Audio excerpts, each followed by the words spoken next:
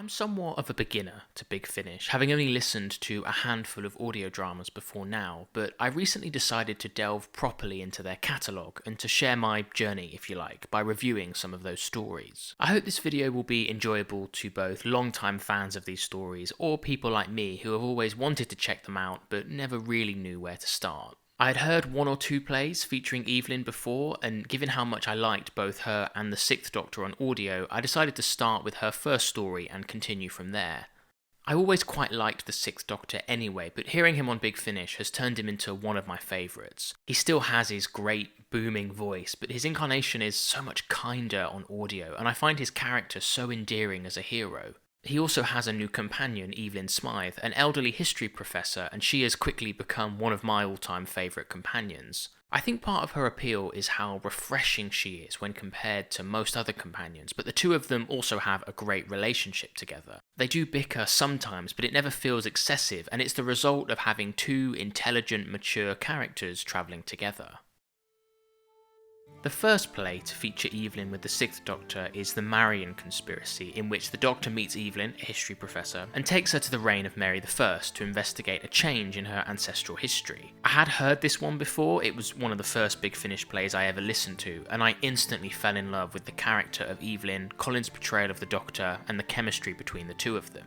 I just love the opening of this story, it gets me hooked every time I hear it. Evelyn is giving a lecture on Tudor history, but it's being disrupted by the Doctor, who has tracked some kind of time distortion straight to Evelyn. He then challenges her on her scholarship, claiming that the historical figure she had been talking about never really existed. The two of them disagree and end up travelling back in time to find out what's going on. I do really love history, it's what my degree's in, and so I am biased towards a historical, but even among the many historical stories, this one is one of my favourites. It's a very simple plot, but I think it still manages to create a sense of intrigue and conspiracy between its characters, despite having a fairly small cast. If I had one complaint, it would be that Evelyn's view of Mary I is quite simplistic. She absolutely hates Mary and loves Elizabeth, and while I don't have a problem with her view, I do feel that a serious academic like Evelyn should have had a more nuanced opinion on the two monarchs. It's not a massive problem, and Evelyn needs to have a moment where she reappraises her harsh opinions, so I do understand why they wrote her like that. But yeah, I don't know what makes this historical so special, but I absolutely love it. Maybe it's just the instant power of the Doctor and Evelyn's chemistry that lifts up everything else in the story.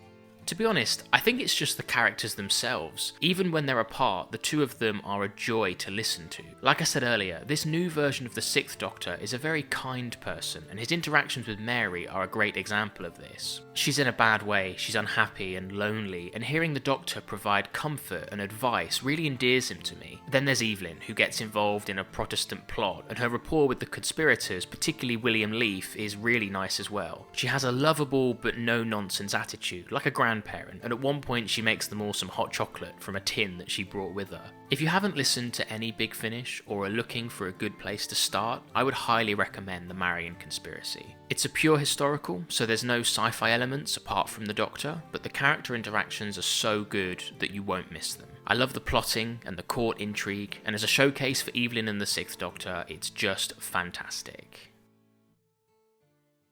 The Spectre of Lanyon Moor was next, and I enjoyed this one too, even if it was probably my least favourite of these four stories. The plot centres around a supposed supernatural presence on Lanyon Moor, which turns out to be an alien creature who had been abandoned by his people and swears revenge. A maniacal resident is attempting to harness the power of this creature for their own ends, but the creature is also utilising their own power to carry out a different plan. I absolutely love the atmosphere of this story. It's really palpable, especially in the first few parts. The moor is a wonderfully evocative location that's really easy to visualise thanks to the fantastic sound design. Character-wise, it's great to have the Brigadier properly meet the Sixth Doctor, and their chemistry is fantastic as you would expect. I think more so than any other character in the show, the Brigadier is such a comforting presence. I love how he instantly recognises the Doctor, and I always like how he sticks up for the Doctor no matter what. The Brigadier, Evelyn and the Doctor are such a good team in this. Much of the runtime is just the characters figuring out what's going on, navigating the moors and talking about what they think is happening. Maybe it's this abundance of conversation, but I remember thinking how good the performances were in this one. Outside of the three regulars, I really enjoyed Susan Jameson's performance as Mrs. Moynihan. She nailed that upper-class country attitude so well. Evelyn gets a lot to do, which I like, and she proves herself to be really capable on her own, investigating the local manor house and escaping after being captured. I also like the moment when she asked the Doctor to apologise after he was rude to one of the scientists. I think it's quite sweet. Part of the plot revolves around an item that has found its way to a Greek museum, and one of the characters actually goes to Greece to steal it back for the villain. I remember being really impressed that they actually had a scene taking place in Greece, before remembering that being an audio drama, they can have scenes taking place anywhere at no extra cost.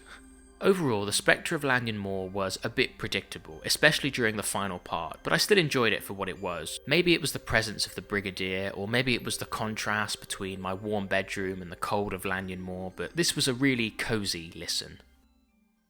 The third story is the Apocalypse Element, a big action-packed Dalek epic.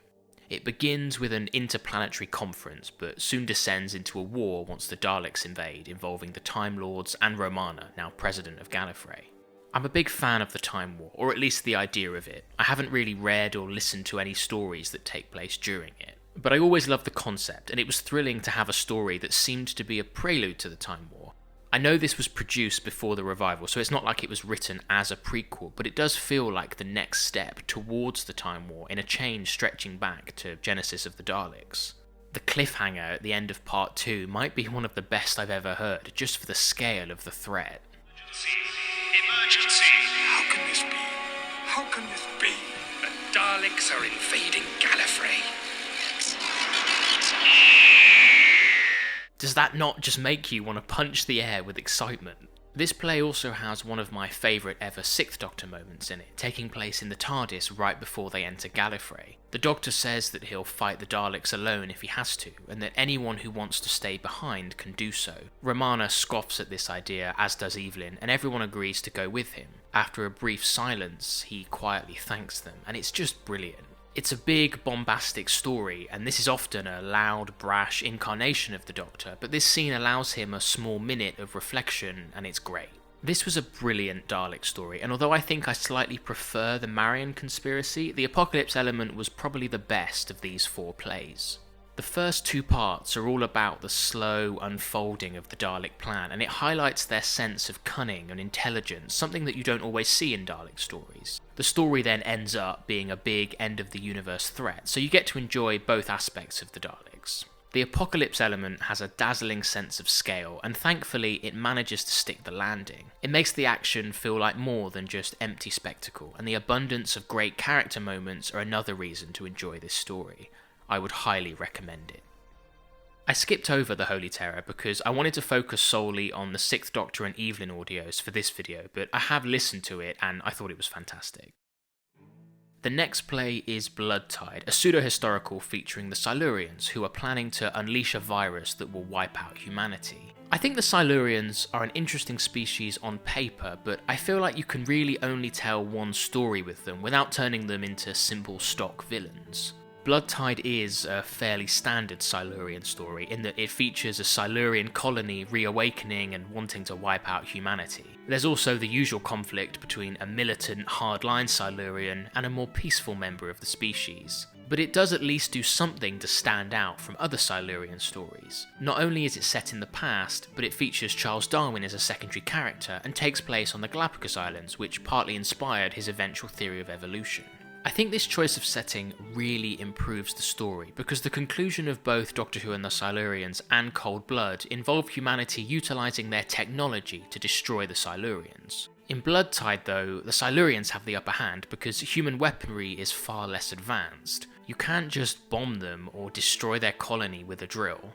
At one point, the Beagle is attacked by a massive Merca, and it's a tense scene because the crew don't have any weapons to defend themselves. They have to repel the creature in a different way, which makes the encounter more interesting, even if the solution is quite sad. There's also a nice link between the Silurians and Darwin, because in the story, Tulok, the main villain, reveals that human evolution was the result of Silurian engineering, which obviously coincides with Darwin's attempts to reach his own conclusion about evolution. I think this theme is sometimes pushed a bit too hard. There's a scene near the end where Darwin needs to protect his mind from Tulok, and at first he chants the Lord's Prayer to deflect Tulok's control, but this doesn't work. He then realises that this is because he no longer believes in God, and so starts to affirm his belief in evolution instead, at which point he regains control of his mind. I can see what they were trying to do, and I think it's nice that they incorporate Darwin's discovery into the plot, but it did feel a bit clunky. With that being said, it's later revealed that Darwin's mind was actually being shielded by Shavak, a friendly Silurian, so it's not like the whole plot relies on Darwin's big speech about rejecting God. Discounting the odd clumsy biographical reference though, I have to say I really enjoyed Bloodtide. I can't stress enough how much the historical setting improved upon the Silurian story formula. Looking at these 4 plays as a whole, it's interesting to compare them to the classic show. They feel close enough to classic serials, but with small tweaks that make them feel like fresh takes on old formulas. The simple addition of Evelyn as the companion already feels like a breath of fresh air, but then you have the return of the pure historical, not seen in years, the decision to set a classic Silurian story in the past, or doing a big Dalek story that doesn't forget that the Daleks are meant to be fiercely intelligent. I enjoyed all 4 of these stories and would highly recommend them to anyone who hasn't listened to them. Even if the Spectre of Lanyon Moor wasn't quite as good as the others, the chemistry between the Doctor and Evelyn make it still worth listening to, as is the case with all the best TARDIS teams.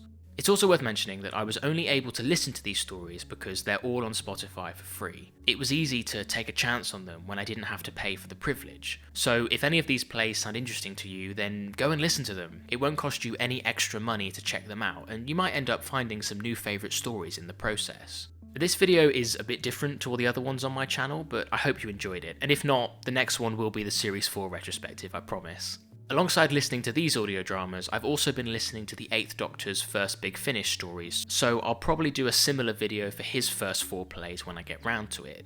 Until then, thanks for watching. I'll see you next time.